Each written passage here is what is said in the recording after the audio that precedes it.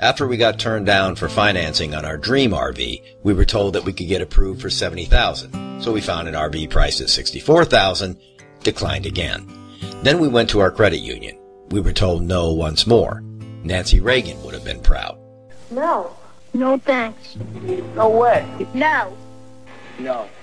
No. No. With our options severely limited and time running out to vacate our rental house, we pivoted to Plan Z. Pivot! Our new plan is to find an extended stay hotel for a few days and then look for another cheaper rental up north. It's not ideal, but we want to live further north anyway, so it's probably best for now.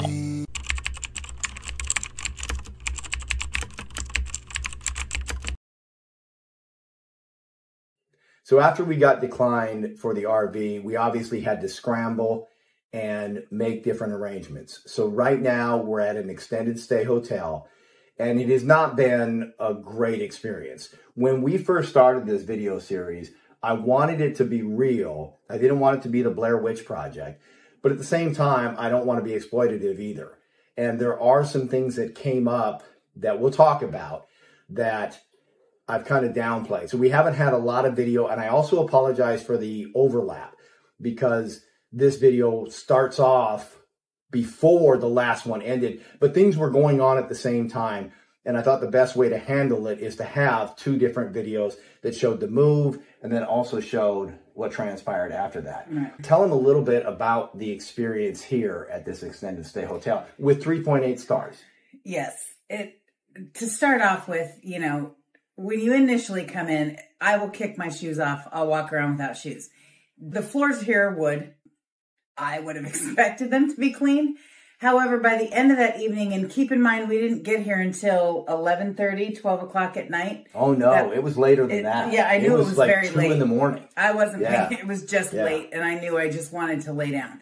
We got here and got everybody settled, all the cats, that kind of thing. And when I did finally sit down, I looked at my feet, and the bottom of my feet were black, and they were not like that.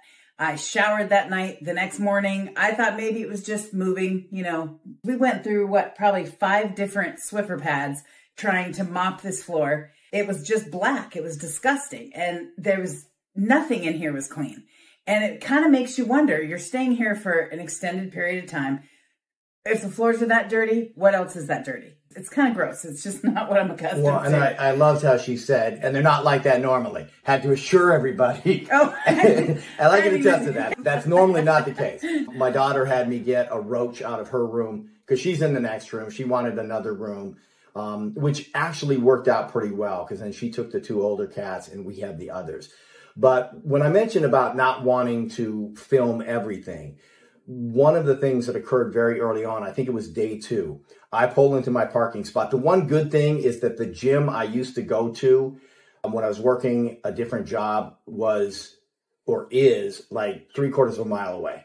So it's great. It's so easy to get there. I walked there tonight, actually. But I got back, I pulled into a parking spot, and right next to me was another car that was kind of pulled in at an angle. And I look over, and the driver is slouched in the driver's seat. And I don't want to be one of those guys. I could have immediately filmed it. You know, I told the people in the office because I was concerned about this person's well-being. I don't want to be that guy that films something like that. The idea when you see something like that is to act. And I was concerned about her safety. So I went actually to the office. I tried calling and they kept me on hold. So I went to the office. The funny thing is I just thought they would call the police and have a safety check. Right. Instead, this woman starts walking to the car. So I felt compelled to walk with her. But the whole thing was shady. There's another truck pulled right next to this car, also at an angle. And when we got there, these guys said they didn't see anybody in the car. You're right there. It just, nothing about it seemed right. This place is kind of, there's a lot of odd activity. So it's not exactly, the idea that it's rated 3.8 stars is crazy. I mean, what is your standard for a star? Because I'm not a critical guy. I can stay at a Motel 6. I don't care. But this isn't a 3.8 star place at all. No. And, you know, that's the other thing. We wanted a place with a kitchen because, you know, we're moving out. We had a refrigerator in the house. We had a refrigerator out in the garage. So we had double the refrigerator stuff, food, you know, freezer stuff, that kind of thing. So we figured getting 2 rooms, we'd have 2 refrigerators to split it up. You know, that was great. But when you have a kitchen like this, you expect that there's going to be plates and silverware and pans and that kind of thing. Well, we didn't see the sign until probably a day and a half in that you have to go up to the front desk and request your little package. So I did just that. I went up and I asked for any kind of plates. You know, I told them what I wanted. Well, I'll see what I can find. And then she returns back and she gives me 1 large frying pan, 2 spoons, 2 forks, 2 knives. And there was something else. Oh, a spatula and like one of the serving big plastic serving spoons. They had no plates, no cups, you know, none of that. Thank goodness we had paper plates. But it's just, you know, that's one of those things that when you're exhausted like we were and you just want to have something to eat and go to bed, it's just, it makes it that much harder. And half the time you can't get a hold of the front desk. If you walk up there, sometimes you get lucky and someone comes in. But I sat and let it ring over and over again for well over 5 minutes the other night and nobody ever answered the phone. He did the same thing when he saw the woman. He ended up having to go up there because they don't answer the phone. Right. We asked for towels. Yeah, they took our towels. Well, I guess you don't get them back. You know, you don't get clean towels back. So I haven't taken any others up there. We'll just wash them ourselves because we're losing towels now. It's just, it has not been ideal. The whole idea of this channel was really to promote better living because you don't know how long you have.